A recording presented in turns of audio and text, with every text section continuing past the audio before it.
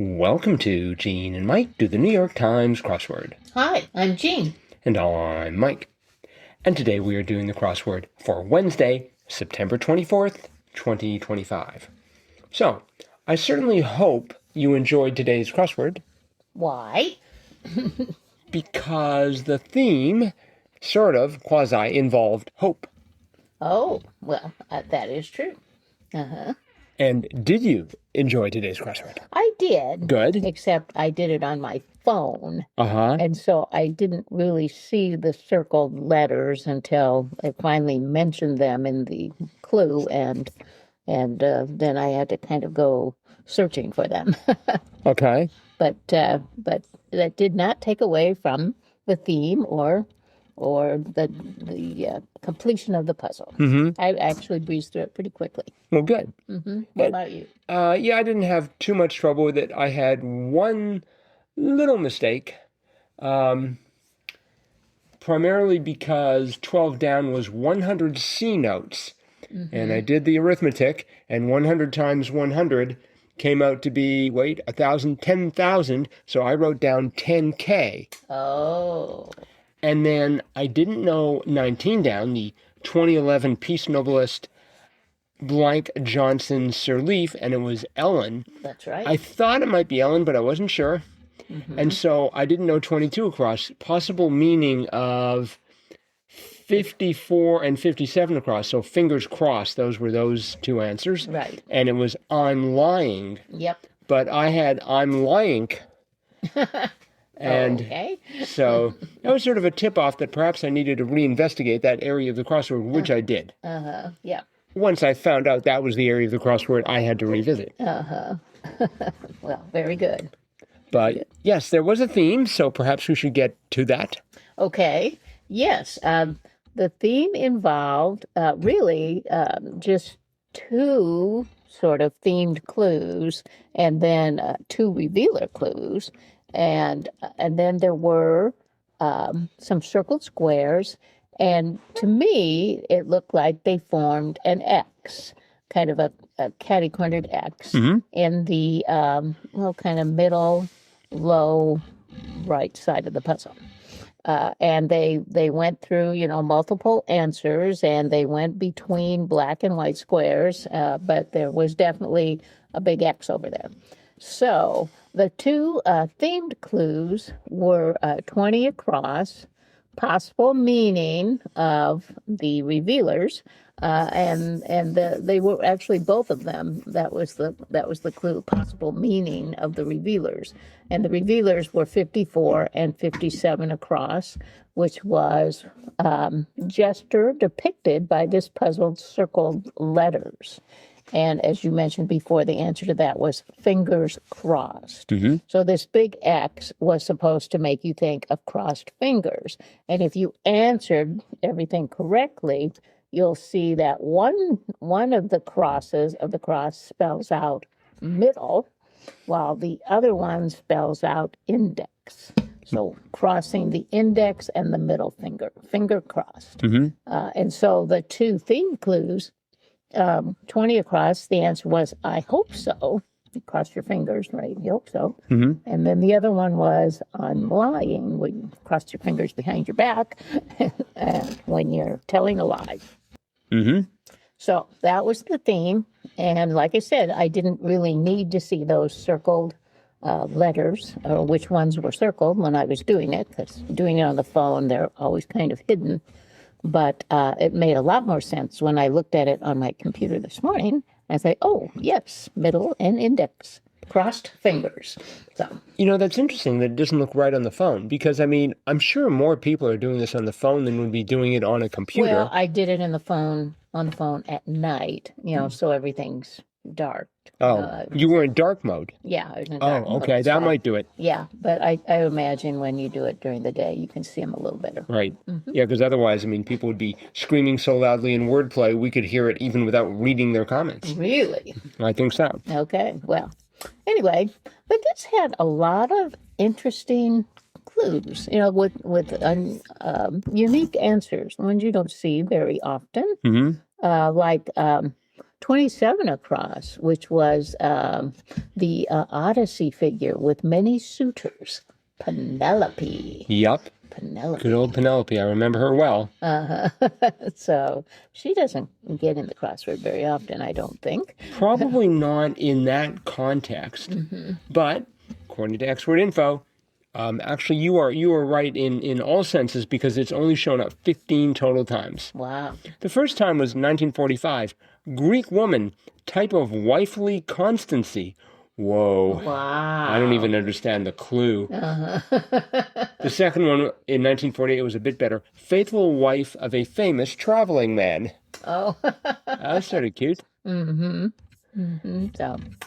but anyway, so yeah, that one was unique. And I'm trying to think. Oh, 59 across. Was that a debut? 59 across was taunt that may follow a failed gullibility test made you look. Made you look. And that is indeed a debut. Okay. It's like, what's the deuce? What's the deuce? Made you look. Made you look. I wanted to put made you look, but of course it didn't fit. Right. So. Always a problem. I like the fact that we had a couple of references to Canada here. We had 29 down, the least populous Canadian province, and for abbreviation, and that was PEI. Yes. Followed shortly thereafter by the most populous Canadian province, Alberta, and that was ONT for Ontario. That's right. If I recall correctly, we have been to both provinces. Yes, we have. Yes, we have. I loved PEI. Beautiful island. Yep. Home of Anne of Green Gables. That's right. And friends. We visited the house that inspired them. I didn't want to leave. 47 down I thought was cute. Squealed, and it was narked. Narked. Yes, that was a new one on me. And I wasn't sure how to spell narked. I wanted to spell it with a C. But it only worked with a K. Well, I mean, narc with a C is, reminiscent of like narcotic agents or narcos who, deal drugs, I guess. But this with a K, I just took that as a new slang word. I didn't know. Narked. So, and that was right next to 46 down, Swiss cough drop brand, Ricola. I simply could not remember that. I had to I never know how to spell it. I spelled it RICCOH, but I believe that's a camera. So I was corrected as I got down there to the end. By the way, right around there, a couple of interesting clues. 56 down, thick piece was a slab. Yes. We were just discussing units of concrete very recently. And there it is again. Yep. And then 55 down sort of goes along with narked. It was squealer, and that was rat. Rat, yes. So we had the double. Maybe those were supposed to be double crosses. Maybe. Wheels within wheels from Peter A. Collins. Who's definitely capable of such a thing, having published 122 New York Times crosswords. Let's see. Quite a few. Did you know 5 down clothing chain that began as a surf shop, PacSun? Yes. I did not. And it took me a while to convince myself that PacSun was in fact the correct answer, but I guess what? Pacific Sun? I guess. Okay. Have you ever shopped at PacSun? No, I have not. I'm going to assume it's online. Well. I bet you could order the lays from here. They sell sunglasses and I think like beachwear and stuff. So, I see. But I think it's mostly sunglasses. Okay. Right next to that, 6 down, like some tutoring and elder care. I had enough letters that I decided the answer was income. Because tutoring and elder care would provide income for you. Oh. But in fact, they were looking for in-home. That is correct. Which I guess makes more sense. Yeah. And that H worked because of 18 across. Dance craze named for a southern city, Charleston. Charleston. That, too, is a unique answer there. I don't know how often that's been in the puzzle, but I don't remember seeing it lately. It's been in a total of 10 times. Only 10, okay. But yes, not really too common. Not a popular answer there. But generally, when it appeared, it involved the dance. Really? Yes. Charleston's pretty famous, I guess. let's see, 38 across. What's heard exactly twice in a lifetime? Long eye. Yes.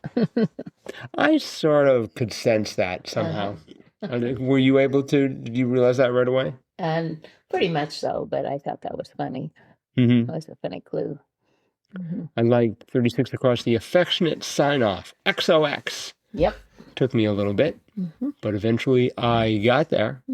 Very good. So this was a fine crossword. Again, lots of interesting clues.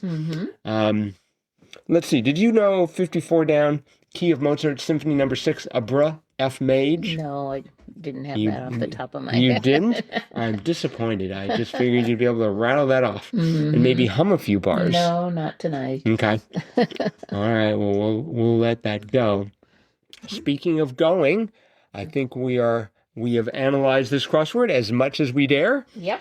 But we do have a spot of listener mail. Oh, okay. Actually, two. The first is just a quick note from Aaron, giving us his scores for Triplet Tuesday. He clobbered me. Rod he got on the second clue. Maya he got on the second clue. And or he got on the first. Whoa, very so, good. yes, nicely done, Aaron. Especially that Rod, the one that completely defeated me. But that's the way it goes. And then we have a longer bit from Trey. Oh. A bunch of facts about Mike's national game. Is he talking about me? Okay. Lacrosse is not just a city in Wisconsin. That was written on bumper stickers found around Wisconsin and Minnesota to try to bring back interest in the game of lacrosse in the upper Midwest. The town is, indeed, named after the game. Wow. As European conquerors first came upon the area and found First Nation people playing lacrosse on the banks of the river. Wow. I wonder if they had, like, leagues at that point and maybe endorsements. And mascots. Yeah. They could have this famous lacrosse player. This is the canoe for me, and it should be for you, too. The French had been calling the game they found native people playing all around the Great Lakes lacrosse because the sticks used to play resembled the crozier, lacrosse, that bishops carried back in France. Oh. Huh. I see. The game continued to be played by First Nations people and caught on at colleges and prep schools in the eastern Great Lakes region, with schools like Syracuse University on the south side of Lake Ontario becoming a perennial championship contender. Meanwhile, north of the lake, the game remained popular. Box lacrosse, an indoor version of the game on a small walled field, that sounds interesting, is more popular north of the border.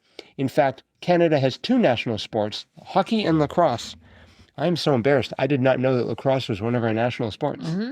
Some of the greatest players to pick up a stick come from Ontario. And when one former player from McGill University in Montreal came south to coach at UMass, he did something that forever changed the course of sports history.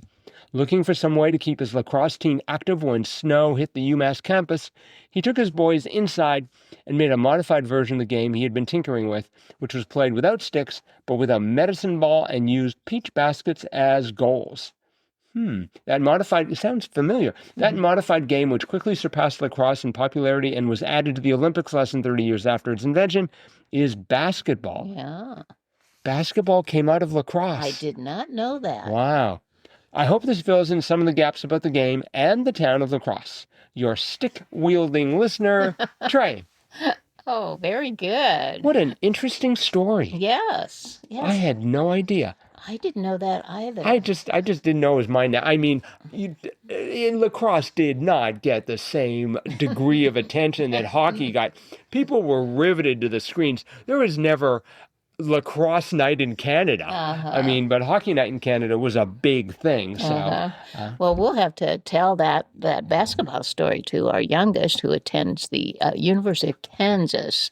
That sort of feels like they have a corner on the basketball franchise because they've had so many great basketball teams and great basketball coaches and many NCAA championships. So I think they feel they invented basketball. But how many lacrosse tournaments have they won? Yeah, probably not too many. All right. Well, thank you so much for that, Trey. Yes. And thanks again, Aaron.